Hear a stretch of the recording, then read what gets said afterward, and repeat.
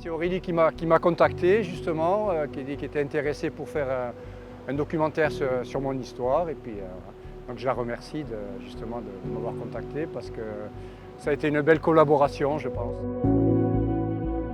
C'est mon premier documentaire. Donc comment s'est fait la rencontre avec Thierry. Thierry travaille avec Servan qui se charge des relations presse, et en fait elle a vu que je faisais des vidéos sur du handi-surf, j'avais fait aussi du handi-voile, et on s'est contacté comme ça. Et au final, je connaissais pas du tout l'histoire de Thierry, et c'était un petit peu dans ce que je faisais d'habitude, donc ça a matché. C'était au moment où je voulais vraiment faire un documentaire.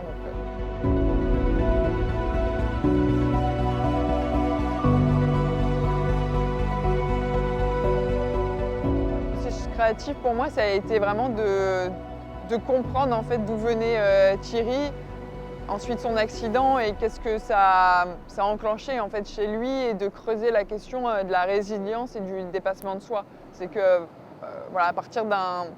Après on le transpose bien sûr au plus grand nombre, à partir d'un échec, comment tu fais pour surmonter ça, pour aller beaucoup plus loin et faire des choses vraiment très très belles, quoi.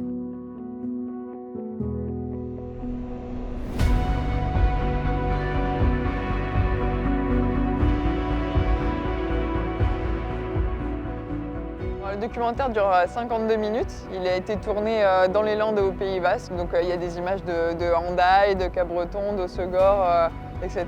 Et aussi des images d'archives, bien sûr, de Thierry, parce que j'ai pas pu le suivre pendant sa traversée de la Méditerranée. Et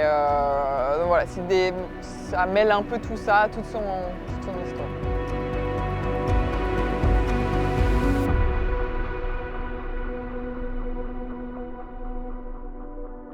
Le documentaire s'appelle Nager au-delà des limites.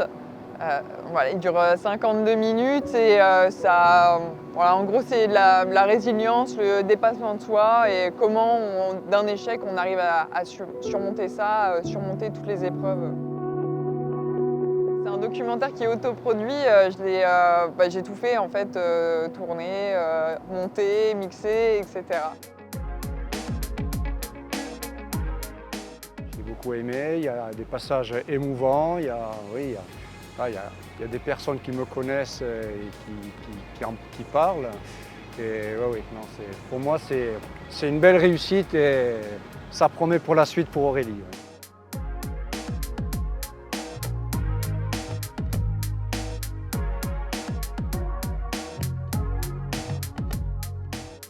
Là, on le passe à Biarritz, ensuite on le passe à Dax le 4 décembre, à Saint-Jean-de-Luz le 21 janvier. Et on espère ensuite avoir d'autres dates dans la région. Et on l'a présenté aussi, on a envoyé la candidature à des festivals, donc on attend la réponse sûrement l'année prochaine.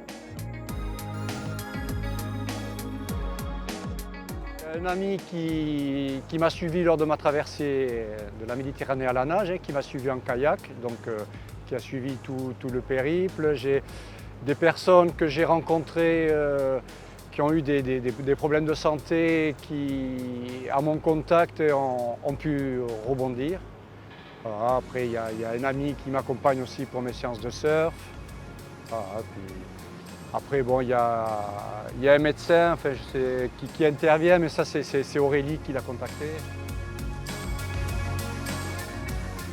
J'ai voulu aussi avoir le regard d'une psychologue pour en fait connaître ce qui joue dans le cerveau quand il nous arrive un accident comme Thierry, qu'est-ce que ça enclenche et quelles parties du cerveau nous font faire des choses pour se dépasser. Et voilà, j'ai voulu aussi ce regard un peu scientifique pour comprendre.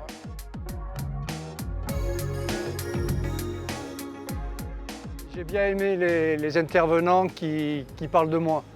Voilà, parce que bon, ça fait plaisir, c'est des paroles qui touchent et qui me permettent voilà, de voir que j'étais utile à un moment de leur vie.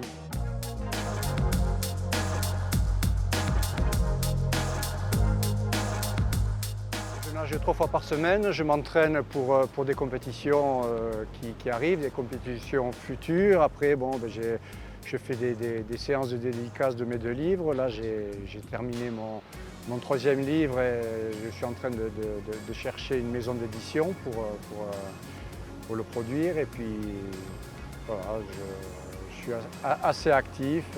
Oui, je fais des conférences aussi à l'occasion.